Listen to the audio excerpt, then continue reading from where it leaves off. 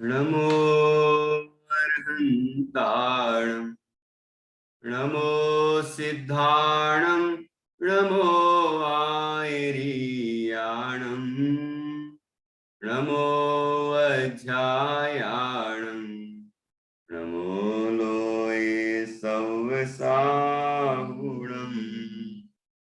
अर्हन्त सिद्ध साहु हृदयं जिणधम वर्ण परिमाहु जिणनिलयाय दिराय नवदेवादिं तुम्हें बोहि मंगलम भगवान वीरो मंगलम गौतमो गणी मंगलम कुंद कुंजो जैन धर्मोस्तु मंगलम सर्वमंगल मांगल्यम सर्वकल्याणकारकं प्रधानं सर्वधर्माणां जैनं जयतु शासनं जैनं जयतु शासनम्।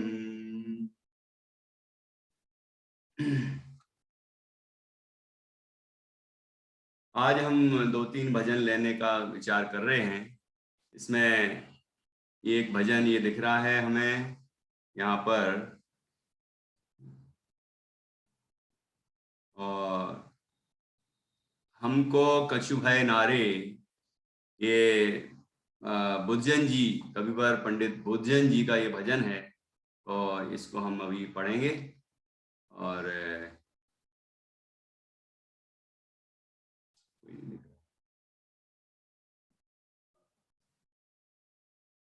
अपनी बन रहे इसलिए तो नहीं।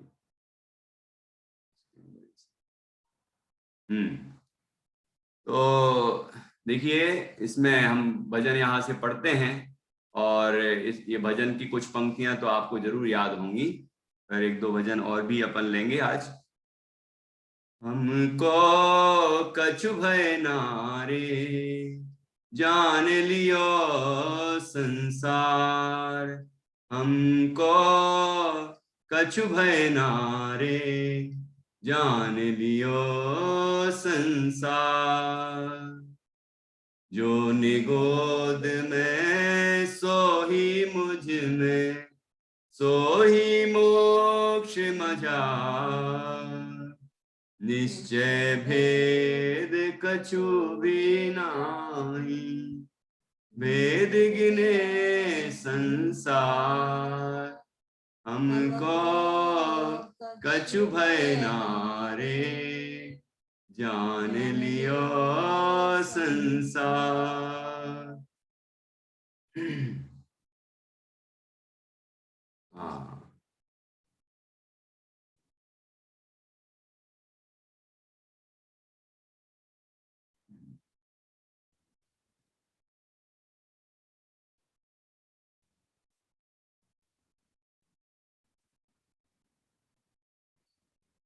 परवश वे आपा विसारी के, राग दोष को धार। जीवत मरत अनादिकाल ते, यों ही है उर्झार। हमको कछु भय नारे, जान लियो संसार। जीवत मरण अनादिकाल ते, ये हो गया। जा कर जैसे जाहि समय में, जो हो तब जा द्वार।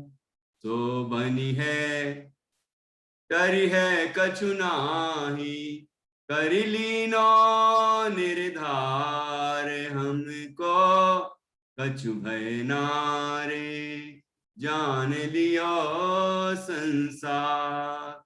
अग्नि जरावे पानी बोवे, बिछुरत मिलत अपार। सो पुद्गल रूपी मैं बुध जन, सबको जानन हार। हमको कछु भय नारे जान लियो संसार। हमको कछु भय नारे जान लियो संसार। क्या कहते हैं यहाँ कि हमको कछु भय नारे जान लियो संसार। आज वर्तमान समय में प्रायः लोग या तो डरे हुए हैं या कोई हमें नहीं डरने का उपदेश दे रहा है, और फिर भी हम भयभीत हो रहे हैं। तो ऐसे समय में उसका आधार पर विचार करना चाहिए कि आखिर वो कारण क्या है जिसके कारण से ज्ञानी निर्भय रहता है। कि वो कारण पर हम विचार करेंगे और वो आधार होगा। कि ऐसे तो कह दिया कि न मत डरो मत डरो मत डरो, और खुद ही डराए जा रहे हैं डराए जा रहे हैं डराए जा रहे हैं। तो अब आदमी डरे जा रहा है, डरने के उपाय किए जा रहा है। तो अब उसका मूल आधार नहीं है ना। आधार हो तो फिर उसका उपाय भी हो। तो यहाँ पर वो आधार बताया है। आखिर बुद्धजन जी ने ऐसा क्यों लिखा कि हमको कछु भय नारे जान लियो संसार। तो आखिर कोई ना कोई ऐसा कारण होना चाहिए, ठीक है ना। तो यहाँ पर बताया कि जो निगोद में सो ही मुझ में सो ही मोक्ष मझार, निश्चय भेद कछु भी नाही भेद गिने संसार। हमको कछु भय नारे। कि पहला कारण क्या कि जो निगोद में है सो ही मुझ में है और वही मोक्ष में है। मतलब ये कि निगोदिया जीव के अंदर जो जानन स्वरूप शुद्ध चैतन्य आत्मा है वैसा ही आत्मा मैं हूं और वैसा ही मोक्ष में है। तो पूरे तीन लोक में जितने भी जीव हैं सब चेतन तत्व हैं, सब जाननहारे हैं, और जाननहारा तत्व सदा काल वही का वही रहता है। तो अब पर्याय बदल भी जाए, संयोग बदल भी जाएं, तो अभी क्या फर्क पड़ने वाला है? कुछ होने वाला नहीं है। जिस जीव ने अपने को आत्मा जाना है ना, वह जीव कभी भयभीत नहीं हो सकता। तो जो निगोद में सो ही मुझ में सो ही मोक्ष मझार, निश्चय भेद कछु भी नाही भेद गिने संसार। देखो ये दोहा, ये छंद बहुत प्रसिद्ध है सोरठा, लेकिन ये इस भजन का है, ठीक है ना। तो निश्चय से देखा जाए तो किसी भी जीव में किसी भी तरह का कोई भेद नहीं है। मतलब मैं अरहंतो सिद्धों के समान परिपूर्ण वस्तु हूं, शुद्ध चैतन्य वस्तु हूं, त्रिकाल रहने वाली वस्तु हूं। इसलिए मैं कभी जब समाप्ति होने वाला नहीं हूं तो भयभीत होने की क्या जरूरत है, ठीक है। भय के अलग अलग अर्थ होते हैं, भय के अलग अलग अर्थ होते हैं। जैसे निसंकित अंग में भी निर्भय होने की बात कही है, तो वहां शंका अर्थ है, भय का अर्थ है शंका, है ना। भय का अर्थ क्या है? एक अर्थ है शंका। शंका मतलब जैसे जिन बच में शंका, जिनैन भगवान के वचनों में शंका होना वो दोष है, शंका नाम का दोष है, तो वो भी भय है, ठीक है। मतलब ये कि भगवान जो कहते हैं वो जरूरी नहीं कि वैसा ही हो। इस तरह का अविश्वास जो है जिन भगवान के वचनों में, वह भी शंका है, और वह शंका ही जीव को भयभीत होने का कारण है। और एक जगह तो शंका का अर्थ ही भय किया है। इसलिए सप्त भयों से रहित होने को निसंकित अंग कहा है। अमृतचंद्र आचार्य ने ऐसा लिखा है कि शंका का अर्थ है भय, और भय 7 प्रकार के होते हैं। तो 7 प्रकार के भय से रहित होना ही निसंकितता है, ठीक है। तो अब जो 7 भय हैं, 7 भय, इस लोक भय, परलोक भय, मरण भय, वेदना भय, अकस्मात भय, आरक्षा भय और अगुप्ति भय। वेदना भय, ठीक है, वेदना भय हो चुका। दोहा है ना इसके लिए, बनारसी दास जी पंडित जी ने लिखा है, ये भव भय परलोक भय। आपके बच्चों को याद होगा, उनको सिखाया हुआ है। ये भव भय परलोक भय, मरण वेदना जात, अनरक्षा अनगुप्ति भय, अकस्मात भय सात। ये भव भय परलोक भय, ये भव भय मतलब इस लोक संबंधी भय होना, इस संसार में जो वर्तमान भाव है ना हमारा, इस संबंधी भयभीत होना कि पता नहीं इस जन्म में मेरा क्या होगा, मैं इतना पढ़ रहा हूँ लिख रहा हूँ लेकिन मेरी नौकरी लगेगी कि नहीं लगेगी, मैं पास होऊंगा कि नहीं होऊंगा, मेरी आजीविका का क्या होगा, मेरी शादी ब्याह का क्या होगा, और मेरे बाल बच्चों का क्या होगा, इत्यादि आगे आगे की जो इस भाव संबंधी जो कल्पनाएं होती हैं, चिंताएं होती हैं, भय होता है, वो इसलोक भय है। परलोक भय कि अगले भाव में क्या होगा, वहां मैं नरक में ना जाऊं, मैं यहां ना चला जाऊं, मुझे ये तकलीफ ना हो जाए, मुझे ऐसे संयोग वियोग ना हो जाए, इत्यादि जो भयभीत होता है अगले भाव के संबंध में, वो परलोक भय है। और मरण भय, मरण भय तो स्पष्ट ही है कि मर जाने का भय, कि मैं ऐसा ना हो कि मर जाऊं, है तो मरने का जो भय है वह मरण भय है। और कौन सा है, वेदना भय, बीमारी, बीमारी हो जाने से डरना, कि बीमार ना हो जाऊं, ऐसा जो भय है वह है वेदना भय है। ये भाव भय परलोक भय, मरण वेदना जाति, चार हो गए। अनरक्षा अनगुप्ति भय, अकस्मात भय सात। अनरक्षा मतलब अरक्षा, अरक्षा मतलब मेरी रक्षा कैसे होगी, मेरे धन की रक्षा कैसे होगी, मेरे वैभव की रक्षा कैसे होगी, मेरे मेरे मतलब बाहर की सामग्रियों की रक्षा कैसे होगी, उसी के लिए निरंतर चिंतित रहना, ये कौन सा भय है, अरक्षा भय है। और अगुप्ति भय कि मेरी जो चीजें हैं वो ऐसा ना हो कि कोई देख ले, किसी को पता चल जाए, तो गुप्त ना रह पाने का भय, मतलब गुप्त चीज कोई जान ना ले, इस बात से डरना, तो ये कहलाता है अगुप्ति भय, है ना। मतलब कोई भी चीज छिपा छिपा के रखते हैं और ऐसा लगता है कि ये चीज किसी को दिख ना जाए, किसी को पता ना चल जाए, है ना। ये सब तरह के जो विकल्प हैं वह कहलाता है अगुप्ति भय। और अकस्मात भय, अचानक ही कोई घट ना जाए, मैं रेलवे में जा रहा हूँ, ऐसे डर एकदम ब्रेक लगा, अरे ऐसा ना हो कि टक्कर हो गई हो, मर जाऊं, मतलब बार बार जीव अकस्मात, गाड़ी जा रही है, अपन चला रहे हैं और अचानक कोई चीज आ ना जाए, और आ ना जाए मतलब आई नहीं है लेकिन आ ना जाए कोई सामने से और मुझे टक्कर ना मार दे, अगल से बगल से टक्कर ना मार दे, ऐसा जो प्रति समय भय लगता है ये कहलाता है अकस्मात भय। ऐसे अचानक कोई भी चीज, कोई घटना ना घट जाए ऐसी और उससे हमें तकलीफ ना हो जाए, ये कहलाता है अकस्मात भय। तो इस यही भाव भय, परलोक भय, मरण वेदना जात, अनरक्षा अनगुप्ति भय, अकस्मात भय सात, ये 7 प्रकार के भय हैं। तो ज्ञानी को 7 प्रकार के भय नहीं होते, वो निसंकेत अंग का धनी होता है, उसे भगवान जिनेंद्र के वचनों में पूरी श्रद्धा होती है, भगवान के प्रति, देवशास्त्र गुरु के प्रति बिल्कुल भी अविश्वास नहीं होता है ना। कहते हैं वज्र पटल भी टूट के गिर जाए तो भी उसके मन में शंका नहीं पैदा होती कि मैं नष्ट हो जाऊंगा, मैं नष्ट हो जाऊंगा। कैसे नष्ट हो जाऊंगा, मैं अनादि अनंत शुद्ध चैतन्य तत्व हूं, मेरा नाश कैसे हो जाएगा, कभी नहीं हो सकता, ऐसी उसको अटल श्रद्धा होती है।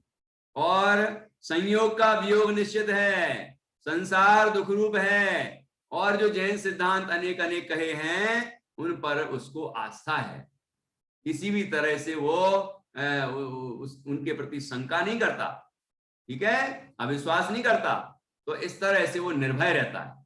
तो ऐसे हम भी निर्भय रह सकते हैं, आधार तो होना चाहिए, आधार होगा तो निर्भयता होगी। अब हम भय भय डर के आगे जीत है, और भयभीत मत हो, भयभीत मत हो, लेकिन भयभीत कैसे ना हो कि मैं ऐसा स्वचतुष्टय में रहने वाला शुद्ध चैतन्य तत्व हूं कि मेरे अंदर पर तत्व का प्रवेश होता ही नहीं, कोई पर वस्तु जब मेरे अंदर आती ही नहीं तो मैं नष्ट कैसे हो जाऊंगा?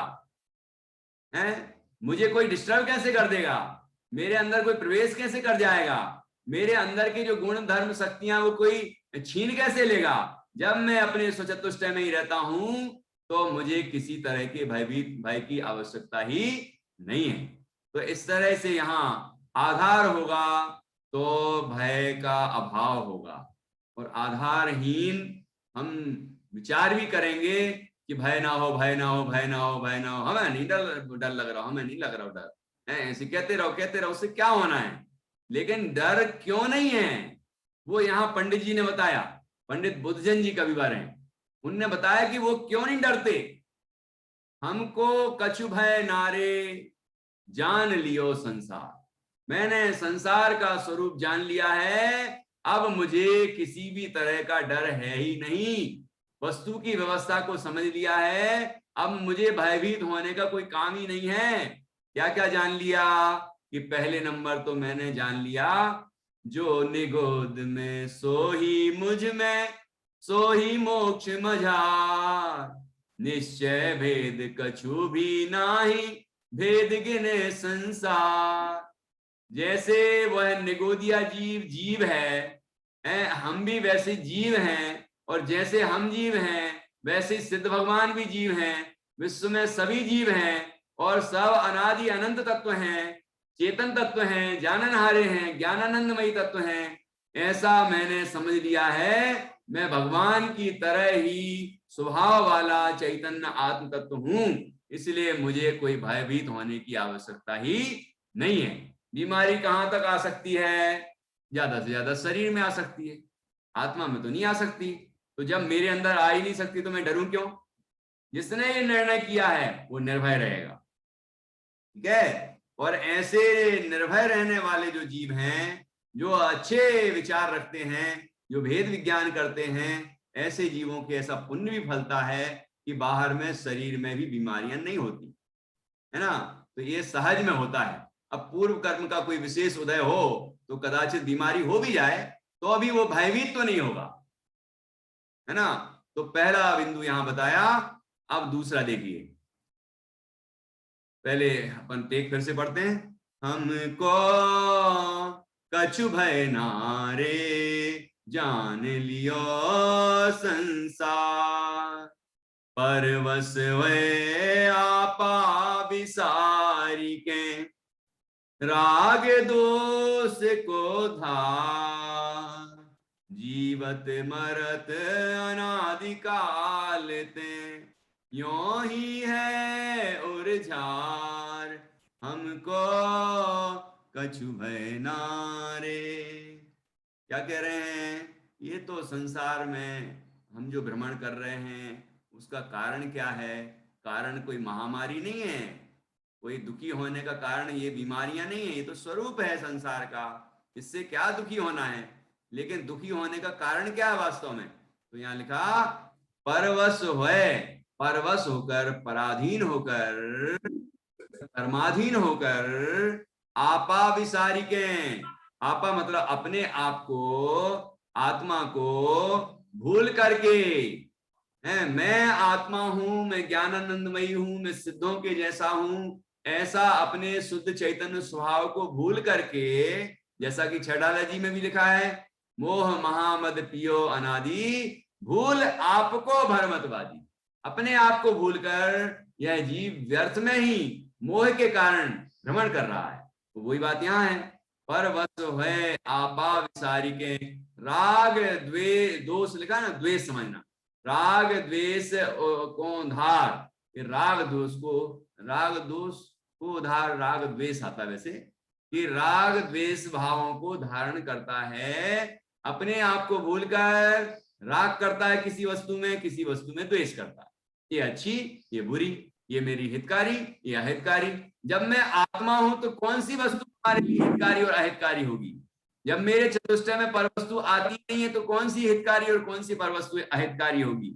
ऐसा विचार करता है वो, यानी ऐसा हमें विचार करना है।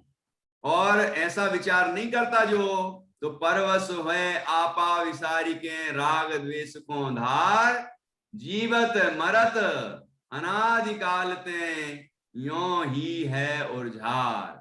कि जन्मता है जीवत, मरता है मरत, अनादिकाल ते कब से ऐसा कर रहा है, अनादिकाल से ऐसा कर रहा है। यों ही है उर्झार, ऐसे ही संसार में घूम रहा है, भटक रहा है जीव, भरमतवादी, व्यर्थ में ही घूम रहा है, उलझा हुआ है संसार में। ठीक है, ये ऐसा मुझे निर्णय हो गया है कि मैं अपने आप को भूला हूं, इसलिए मैं घूम रहा हूं, इसलिए मुझे राग द्वेष होते हैं, इसलिए मैं दुखी हूं, कोई पर के कारण नहीं। ठीक है, तो इस तरह का निर्णय हुआ। और आगे क्या लिखा कि अब देखो आगे क्या कहते हैं, जाकर जैसे जाहि समय में, जाकर जैसे जाहि समय में, जो हो तब जा द्वार, जो सो बनी है,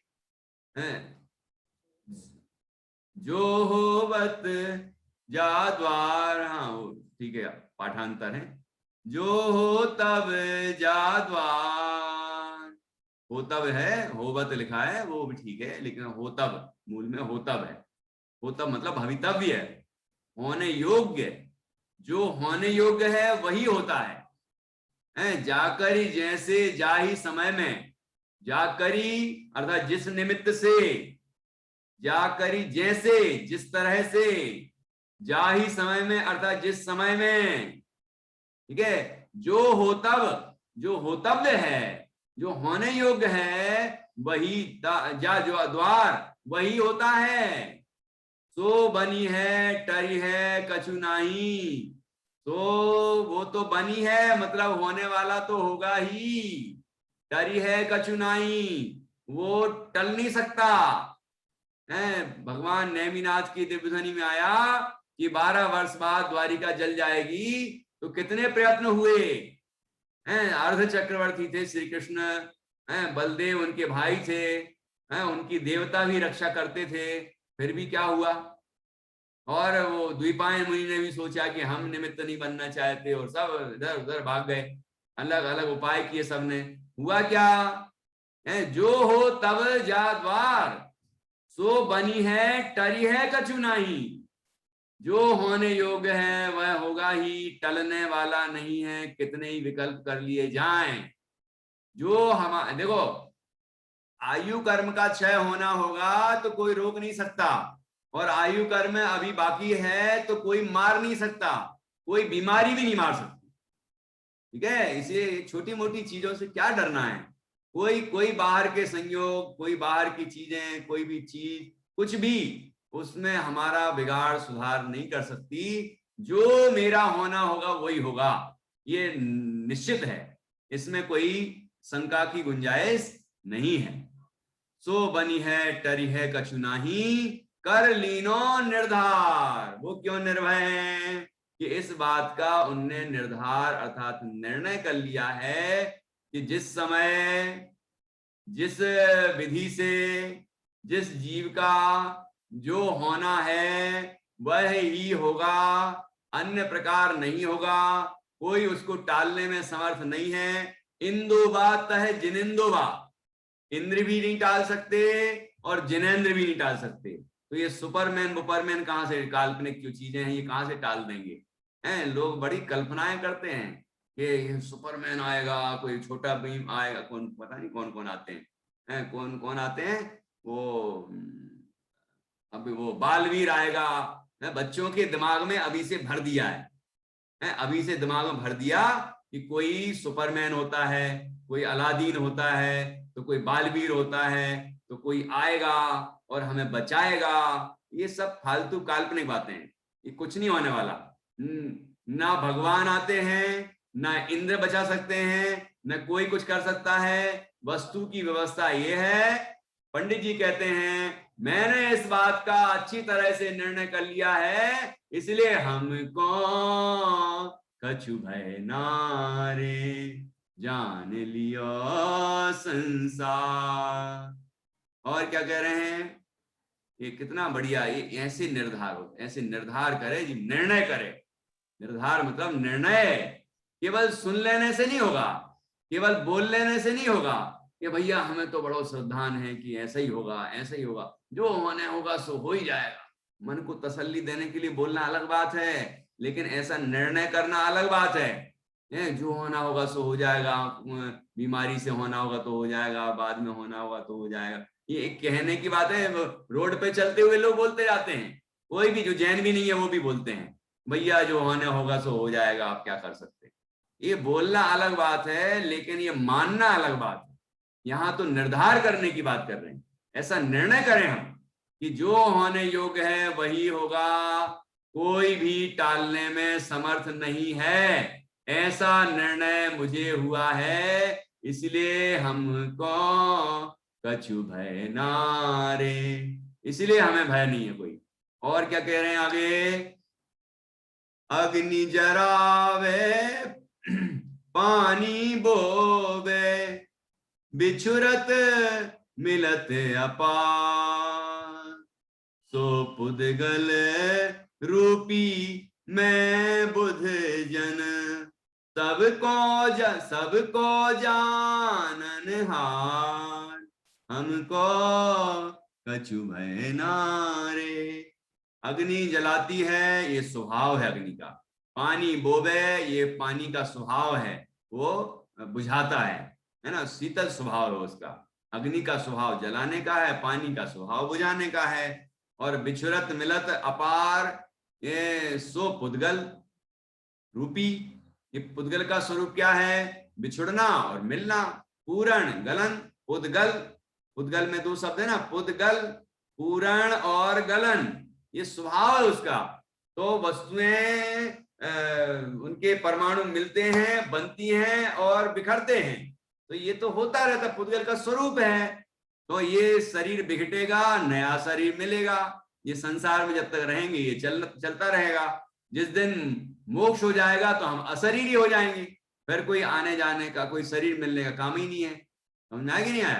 तो अग्नि जरावे पानी बोवे, बिछुरत मिलत अपार, सो पुद्गल रूपी। पुद्गल कैसा है, रूपी है, मिलना बिछुड़ना उसका काम, और रूपी है ये उसका स्वरूप, ये भी उसका स्वरूप है, ठीक है। और मैं कौन हूं, ये तो पुद्गल का स्वरूप है। शरीर तो जीव है ना, आत्मा पुद्गल है, सही है महेंद्र भाई साहब? महेंद्र भाई साहब क्या कह रहे हैं? आत्मा तो पुद्गल है और शरीर जीव है, शरीर नहीं छूटना चाहिए बस।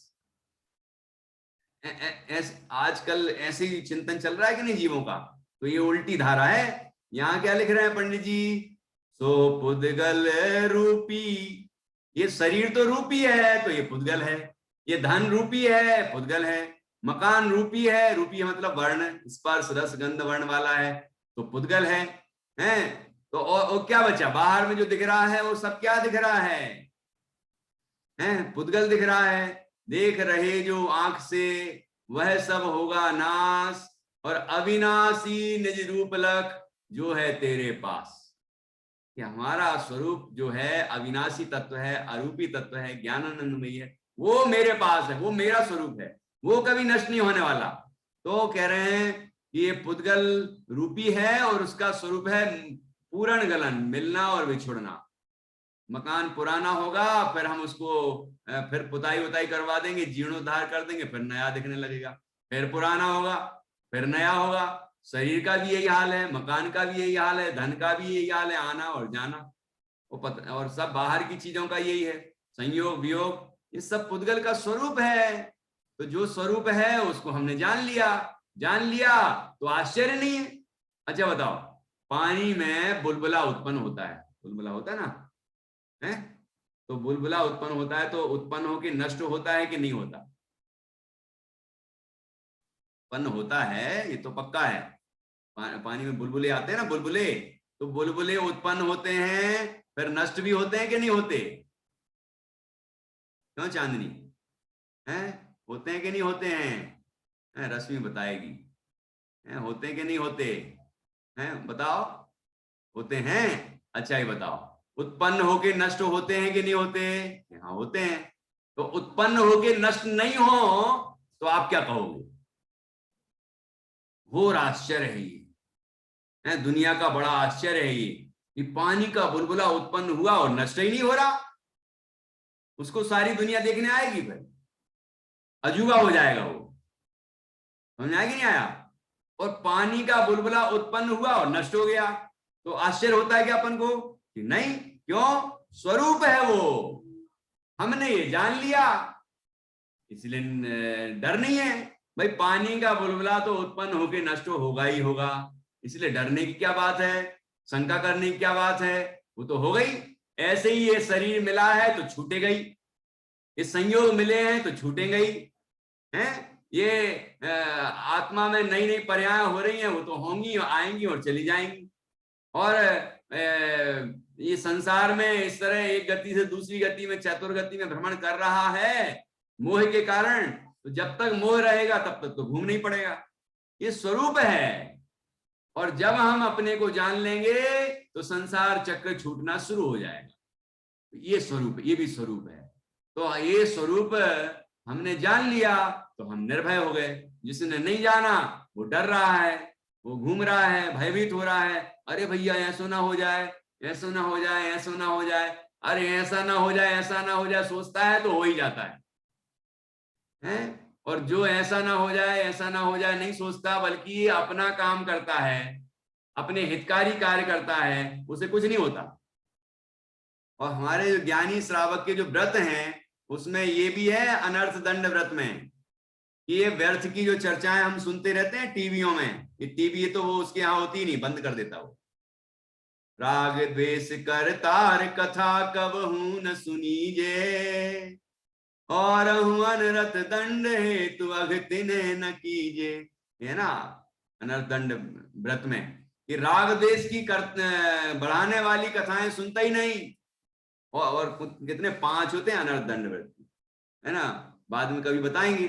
तो ये जो हम लगातार यहाँ वहां की बातें सुनते हैं, ये ज्ञानियों के लक्षण नहीं है।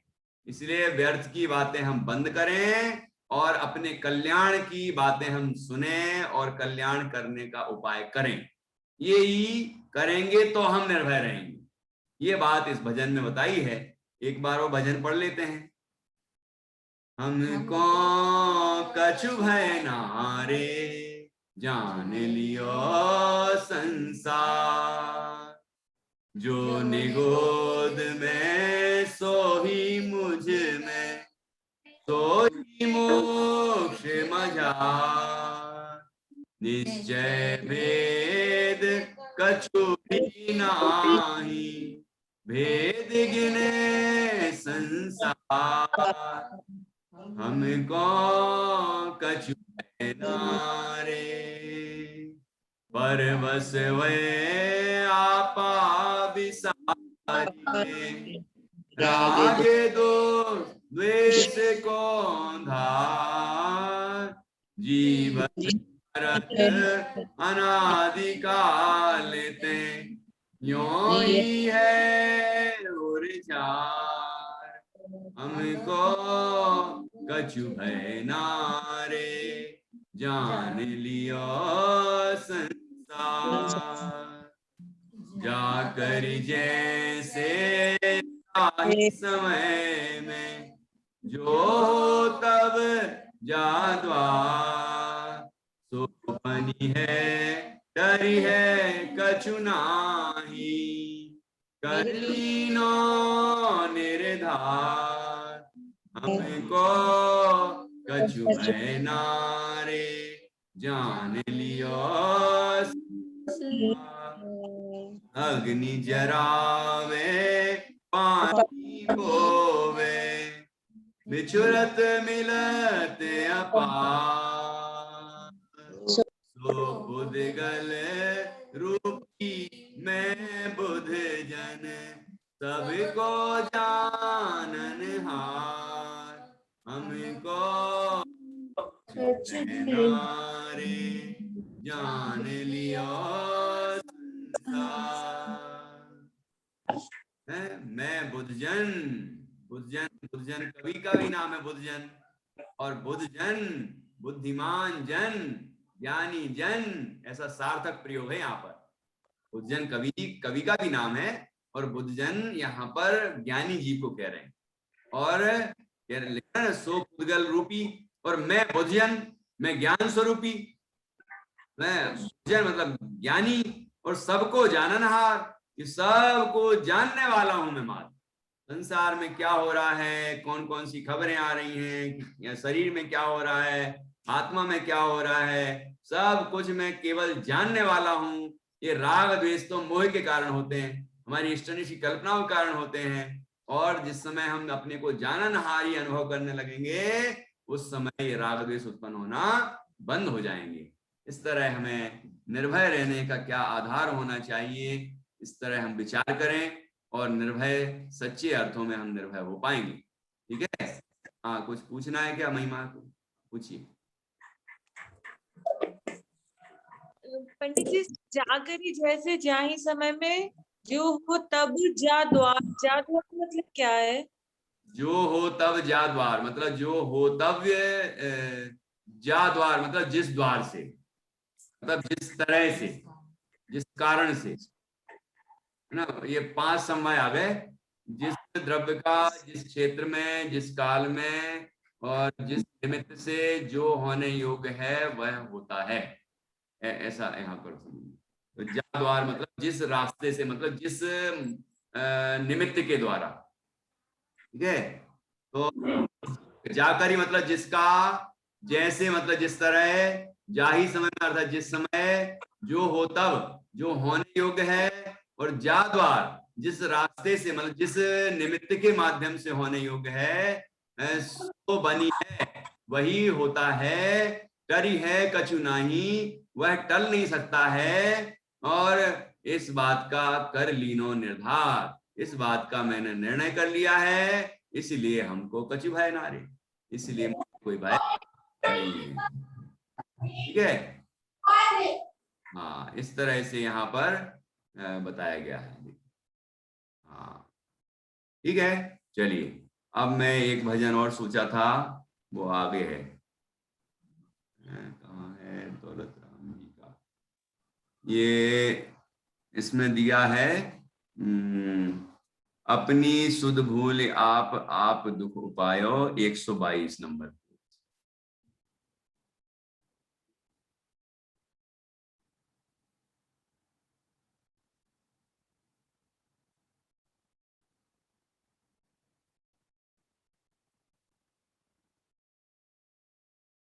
हम्म 121, 122, ये इधर है, इसका है ना।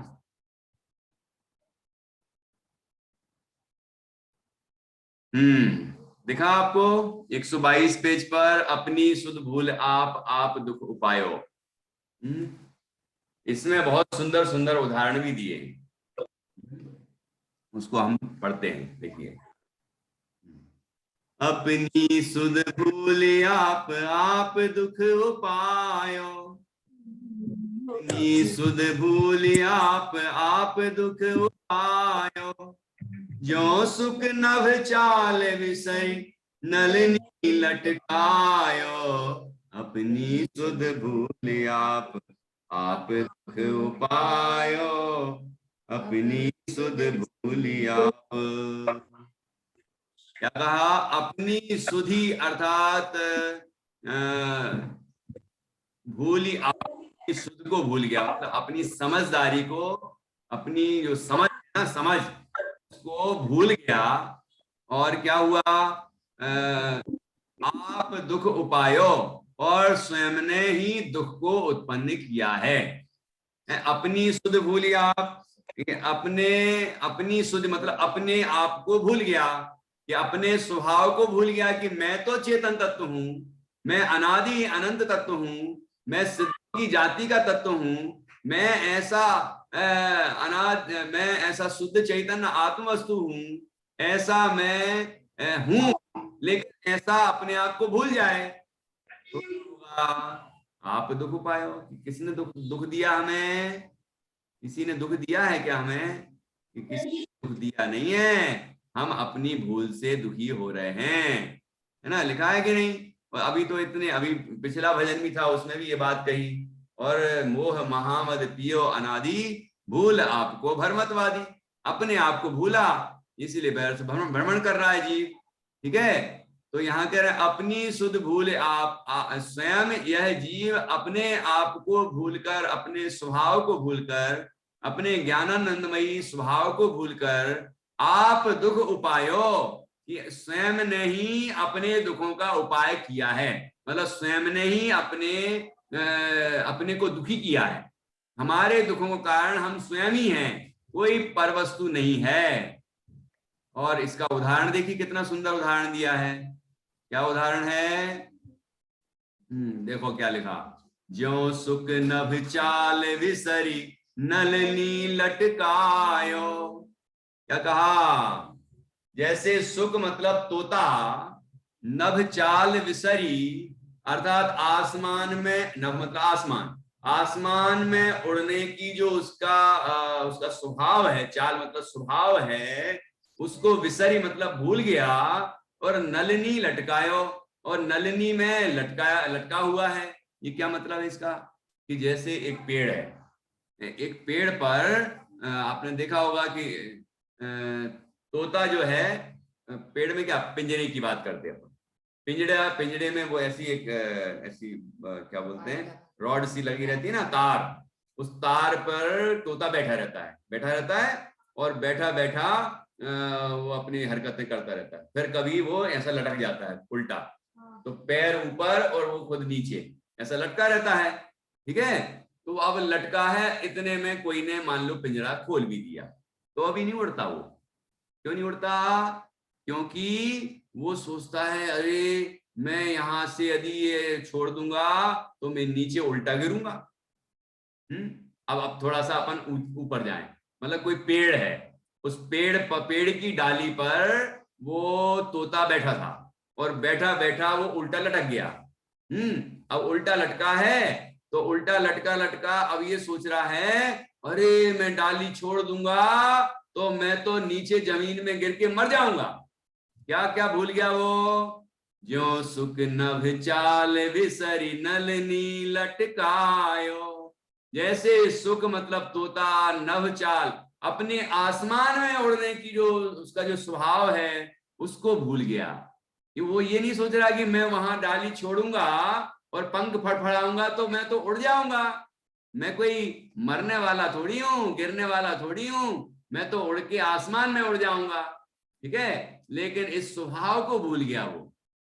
ऐसे आपने देखा होगा चमगादड़ लटकी रहती हैं, ऐसे और भी पक्षियों को देखा होगा आपने, उल्टे लटके रहते हैं और चैं चैं चैं चैं करके रोते रहते हैं, दुखी होते रहते हैं। ये क्यों, ऐसा क्यों होता है? वो ये सोचते हैं कि मैं यदि ये छोड़ दूंगा डाली तो मैं जमीन में गिरूंगा और मर जाऊंगा। ख्याल में आया कि नहीं आया? तो अब बताओ ये ऐसा है क्या? लेकिन ये है तो नहीं ऐसा, लेकिन वो मानते हैं। तो हम क्या कर रहे हैं? और हम भी तो यही कर रहे हैं। हम सोचते हैं ये शरीर छूट गया तो पता नहीं क्या होगा, ये धन संपदा छूट गई तो पता नहीं क्या होगा, है ये भाव हमारा जन्म छूट गया तो क्या होगा, है क्या क्या होगा? वो तो छूटना ही है। छूट गया तो क्या होगा, क्या मतलब है? जो छूटने वाली चीज है उसको पकड़े हैं हम, यही दुख का कारण है। और जो हम हैं ज्ञान स्वरूप तत्व, उसको हम अनुभव नहीं कर रहे हैं, बस इसी कारण से हम घूम रहे हैं, हम दुखी हो रहे हैं। तो हमारे दुखों का कारण क्या? कि आप दुख उपायो, हमने खुद ही दुख को उत्पन्न किया है। अपने दुख का जिम्मेदार कौन? कि हम स्वयं। कोई दूसरा जिम्मेदार है क्या? ये बिल्कुल भी नहीं। लेकिन हम किसको जिम्मेदार ठहराते हैं? दूसरे को। हम इनके कारण दुखी हैं, ये हमारे कारण दुखी हैं। मतलब ऐसे नहीं सोचते अपन ये हमारे कारण, वो सोचता है कि ये हम इनके कारण दुखी हैं, वो सोचता है हम इनके कारण दुखी हैं।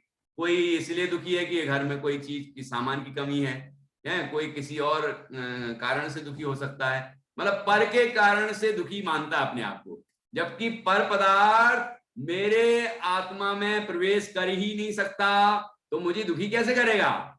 ये वस्तु का स्वरूप है, ये हम भूल गए कि मैं तो ज्ञान स्वरूप तत्व हूं, मेरे अंदर कोई परवस्तु का प्रवेश हो ही नहीं सकता। ऐसा जो स्वभाव बताया जिनवाणी में वो हम भूल गए, और भूल के हम खुद दुखी हो रहे हैं। जैसे कि ये तोता दुखी होता है, जैसे कि वो चमगादड़ दुखी होती है, और वैसे ही और भी बताया आपको। एक दो चार उदाहरण देता हूं। आप समय तो होने वाला है लेकिन आपको जल्दी से बताता हूं।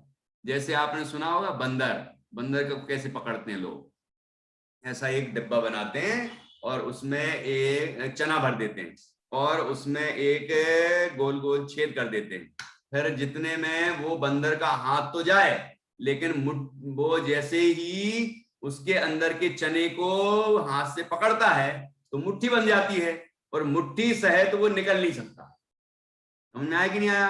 अब मुट्ठी बांध ली और वो निकाल नहीं पा रहा हाथ। अरे भैया मुझे तो इस डिब्बे ने पकड़ लिया। क्या सोचता है? मुझे तो इस डिब्बे ने पकड़ लिया, और बस यही सोचता रह जाता है, इसीलिए वो छूट नहीं पाता। और इतने में वो जो पकड़ने वाला आता है और वो बंदर को पकड़ लेता है। समझ में आया कि नहीं आया? अब बताओ, वो यही सोच लेता कि मैंने खुद मुट्ठी बांधी है इसलिए मुट्ठी नहीं निकल रही है, मुट्ठी को खोलूं, चने को छोड़ूं तो निकलूं।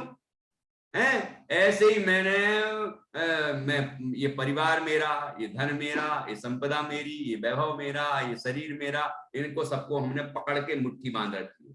ये मेरे हैं सब, छूट ना जाएं। और जैसे ही कर्म का उदय आता छूटना शुरू, ये कहता नहीं नहीं नहीं नहीं नहीं छूटना चाहिए, और वो कहता है कि वो तो छूटेगा ही, और ये पकड़ने की कोशिश करता, बस दुखी होता है। इसलिए ये समझ ले कि संयोग का वियोग निश्चित है।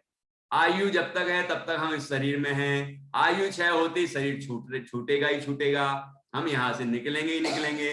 शरीर छूटने पर भी मैं मरने वाला तत्व नहीं हूँ, मैं तो आगे भी रहने वाला तत्व हूँ, अनादि अनंत तत्व हूँ। इस बात का जीव विश्वास कर ले तो काय का दुख, दुख समाप्त। ऐसे अनेक उदाहरण हैं। तो यहाँ पर एक उदाहरण दिया है, अपनी सुध भूल आप दुख हो पायो, जो सुख नभ चाल विसरी नलनी लटकायो। अपनी सुध भूल आप दुख उपायो, तज जड़ रस फरस रूप चेतन अविरुद्ध शुद्ध, दर्श दरस बोधमय विशुद्ध। तज जड़ रस परस रूप पुद्गल अपनायो, अपनी सुध भूली आप दुख उपायो। देखो क्या कहा था अभी अभी कि आत्मा कैसा है? कि चेतन है, और कैसा है? अविरुद्ध और शुद्ध है। अविरुद्ध मतलब कि उसका स्वभाव जैसा है वैसा ही है वो। अविरुद्ध मतलब विरोध स्वभाव नहीं है, ठीक है? अविरुद्ध है, शुद्ध स्वभाव है। दरस बोध, दरस मतलब दर्शन, दर्शन, और बोध अर्थात ज्ञान, ज्ञान दर्शनमयी है ना। उपयोग कहा था, जो जानने वाला है, देखने वाला है, वो जीव है। तो दरस मतलब दर्शन, देखना, और बोध अर्थात ज्ञान, अर्थात जानना। ज्ञान दर्शन मय विशुद्ध, शुद्ध स्वरूप है वह चेतन है। चेतन तत्व का अर्थात वह मैं हूं, लेकिन उसको तजी, उस स्वभाव को भूल करके कोई छोड़ नहीं सकता स्वभाव, लेकिन भूल तो सकता है।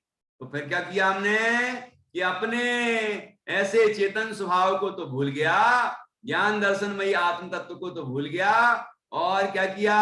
जड़ रस फरस रूप पुद्गल अपनायो। जड़ है जो है ना, रस परस मतलब स्पर्श रस गंध वर्ण, और रूप लिखा ना, रूप।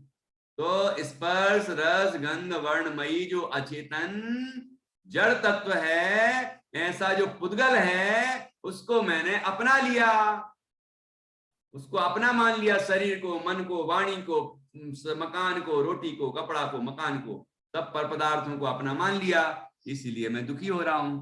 ठीक है, आगे देखिए।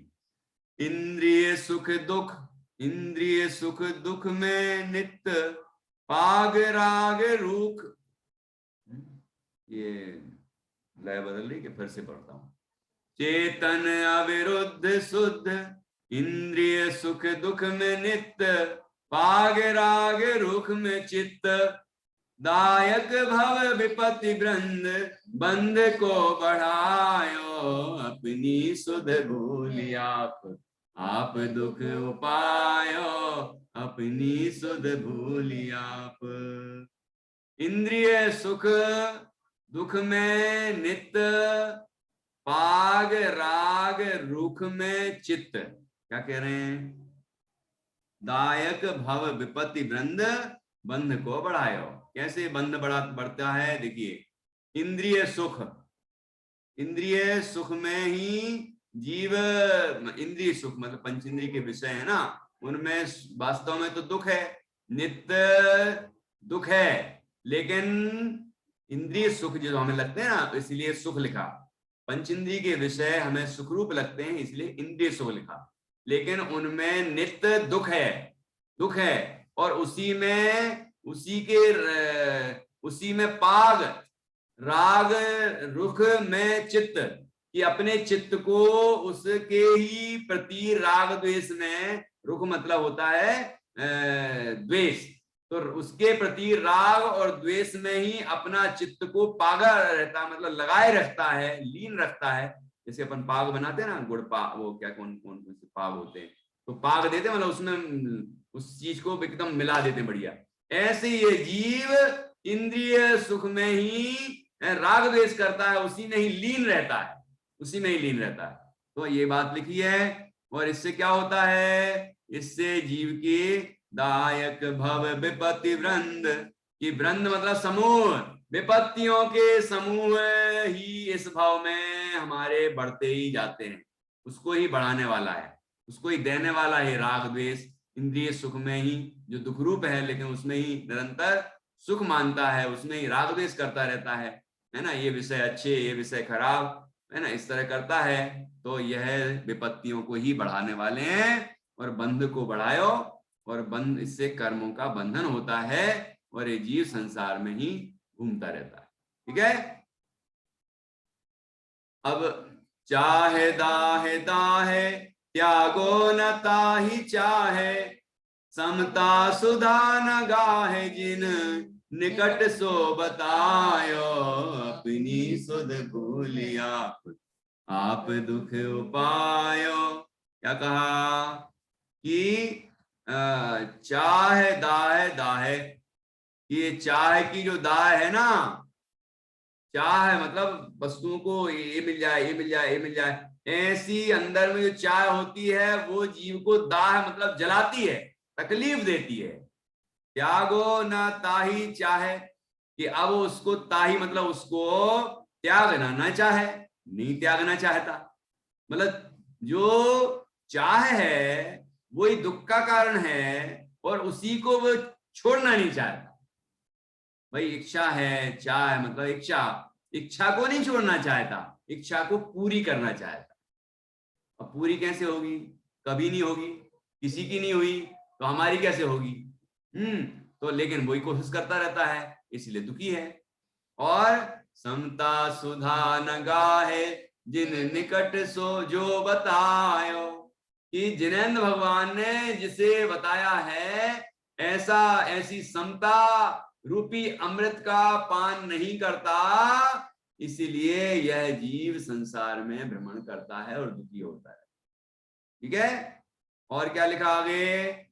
मानुष भव सुकुल पाए, जिनवर शासन लाए, दौल निज स्वभाव भज, अनादि जो न धायो, अपनी सुध भूलि आप दुख उपायो, अपनी सुध भूलिया। निष्कर्ष की बात यह है कि हमें क्या क्या मिल गया, क्या क्या मिला है हमें? कोई महिमा आती है क्या ऐसी कि हमें ये मिला है? इसकी कोई महिमा है क्या हमारे मन में है कि भैया हमें मनुष्य भाव मिला है? मनुष्य जन्म की कोई महिमा आती है क्या कि मनुष्य जन्म मिला है? तो काय के लिए मिला? पंचेंद्रिय के भोग भोगने के लिए मिला है। लॉकडाउन खोले और हम टूट पड़े, इसके लिए मिला है। काय के लिए मिला है हमें? हैं? ये जो अभी करने योग्य है वो करने के लिए मिला है, क्या? ये अपना कल्याण करने के योग्य है। तो क्या लिखा आगे देखो, ये मनुष्य भाव मिला, सुकुल उत्तम कुल मिला। जैनियों के जो भी कुल है सब उत्तम कुल वाले हैं, ठीक है। तो ये उत्तम कुल मिल गया। और सबसे बड़ी बात, ये तो बहुत लोगों को मिल गया होगा, सब मनुष्य बन गए, अच्छा उत्तम कुल में जन्म मिल गया। लेकिन लेकिन तीसरा पॉइंट किसी किसी भाग्यशाली को ही होता है, वो क्या? जिनवर शासन लहाए, जिनेंद्र भगवान का शासन मतलब उपदेश हमें प्राप्त हो गया। अब उपदेश तो सबके लिए दिया, लेकिन जो उसको प्राप्त करे उसके लिए है, उसने उसने पाया है, लहा मतलब उसने पाया है। हमने यदि जिनेंद्र भगवान का उपदेश पा लिया है तो हम बड़े भाग्यशाली हैं। अब तीसरा भाग्य भी हमारा पूरा हो गया, मतलब तीसरी भी उपलब्धि हो गई। मनुष्य भाव मिल गया, उत्तम कुल मिल गया, जिनवाणी सुनने को मिल गई। ये जिनवाणी सुनने को मिल गई, ये बड़ा भाग्य है, ठीक है ना। और क्या, अब क्या कह रहे हैं दौलत राम जी पंडित जी? दौल निज स्वभाव भज। दौलत राम जी कवि बर कहते हैं कि निज स्वभाव को भजो, निज आत्म स्वभाव को जानो, निज को पहचानो, निज में लीन रहो। ये हमने आज तक नहीं किया है, लेकिन अब करना है। निज स्वभाव भज, ये कह रहा भज, ठीक है। अनादि जो न ध्यायो, जो अनादिकाल से ध्यान नहीं किया, जिसका ध्यान अनादिकाल से हमने नहीं किया है, वो कार्य हमें अभी करना है। क्या कहा? वो कार्य हमें अभी करना है। अब यदि ये अवसर चूक गए तो कहते हैं आगे पछताएगा, फिर ये अवसर मिलेगा कि नहीं मिलेगा, मनुष्य योनि वापस मिलेगी कि नहीं मिलेगी। और मनुष्य भी बन गए, लेकिन ये उत्तम कुल मिलेगा कि नहीं मिलेगा। और उत्तम कुल भी मिल गया, लेकिन जिनेंद्र भगवान की ये वचन सुनने मिल गए कि नहीं मिल गए। कितने लोग सुन रहे होंगे? चलो ये नहीं कह रहे कि हमारे पार्टिसिपेंट कितने हैं, हम ये देख रहे हैं इतने इतने सारे प्रवचन क्लासें शिविर चल रहे हैं, लेकिन कितने भाग्यशाली बच्चे होंगे या लोग होंगे कि वो उस तत्व ज्ञान को सुन रहे होंगे। लाखों लाखों जैनी हैं, उनमें से कितने जैनी सुनते होंगे? हजारों में। ये इतने हजार इनके शिविर में, इनके क्लास में इतने हजार हैं, इनकी क्लास में इतने हजार हैं, तो लाख भी नहीं है और लाखों हैं जैनी। तो आप बताओ कि कितने जीव हैं जो इस इतने भाग्यशाली हैं कि उनको जिनवाणी सुनने मिल जाए, ठीक है। तो लेकिन हमें मिल गई है, अब क्या करें हम कि अब हमें निज स्वभाव भज, कि अपने ज्ञानानंद स्वभाव को हम जाने। ये ना देखें कि मैं महेंद्र भाई साहब हूं, ये देखें कि मैं आत्मा हूं, मैं अंजलि हूं, मैं ये ना देखें मैं आत्मा हूं, ये देखें हैं। मैं प्रतिष्ठा हूं, ये इसमें अपनी प्रतिष्ठा नहीं है। मैं चैतन्य हूं, ये इसमें अपनी श्रद्धा को प्रतिष्ठित करना है। तो इस तरह से हम ज्ञान की ज्योति को जलाएंगे, ठीक है, तो हमारा कल्याण होगा। और यदि हमने ये पुद्गल का जो नाम है शरीर का, इसी की महिमा में पड़े रहे, तो हमारा कल्याण होने वाला नहीं है। हमें अपने चैतन्य स्वभाव की महिमा आना चाहिए। ख्याल में आया कि नहीं आया? तो ऐसा हम करेंगे तो हमें शाश्वत सुख की प्राप्ति होगी। ये ही हमारे लिए करने योग्य है, और कोई करने योग्य नहीं है, ठीक है। इस तरह से हम वस्तु के स्वरूप को समझें। और ये जो कवि, जो दौलत राम जी, बुद्धजन जी, ध्यानत राय जी, भागचंद जी, है ना, और एक और कवि हैं, तो ऐसे जो बड़े बड़े महान आध्यात्मिक कवि हैं, तो इन कवियों के द्वारा रचे गए जो भजन हैं उनको हम अच्छे से पढ़ें, उनका मर्म समझें। इसके अर्थ वाली किताबें भी होती हैं, उसको हम पढ़ें, ठीक है, और अर्थ को समझें। अर्थ को नहीं समझेंगे तो पढ़ने में जितना हमारा उपयोग लगेगा उतना पुण्य तो बनेगा, ये तो पक्की बात है, लेकिन वो विशेष लाभ नहीं होगा।